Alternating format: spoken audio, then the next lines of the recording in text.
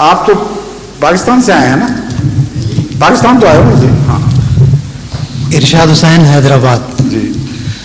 حضور یہ قبل اول بیت المقدس کے تعلق سے اسلام کا کیا تعلق ہے؟ جو پچھلے دنوں بڑا واضح تعلق بے حرمتی ہوئی، نبی کچھ گڑبڑ. اپنے دل سے بات نہیں کرتا، وحی کے بغیر کوئی حرکت نہیں کرتا، کوئی کام نہیں کرتا. ان ہوا الا وحی یوحی ما ینطق عن الہوی ان ہوا الا وحی یوحی. یہ اپنے نفس سے کچھ بیان نہیں کرتا، جو خدا کہہ دے اسی پہ عمل کرتا ہے. جی. آپ کا دل چاہتا تھا کہ یہ قبلہ ہو جو مکہ سب سے پہلا عبادت کا، خدا کی عبادت میں بنایا جانے والا گھر، اور وہی آئی نہیں تھی. اس لیے جب وہی خاص نازل نہیں ہوئی تو اس کی قائم مقام وہ وہی تھی جو جب تک منسوخ نہ ہو وہ رائج ہوگی، جو پہلی موسوی امت پر نازل ہوئی اور جس کے نتیجے میں بیت المقدس قبلہ بنا.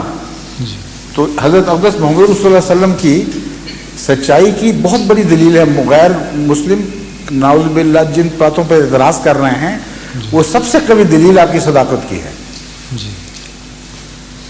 یہ دل میں یقین رکھتے ہوئے کہ خانہ کعبہ مکہ کو عظمت حاصل ہے اور یہی آپ کا گھر تھا، اسی طرف قبلہ ہونا چاہیے. آپ نے قبلہ ادھر ہی رکھا جو پہلی وحی کے مطابق جاری تھا. جب وحی نازل ہوئی تو پھر بدلا. یہ ہے اس کی حقیقت. اب بتائیے اس پر کون سا ایسا ابہام ہے اس میں جو آپ دور کرنا چاہتے ہیں؟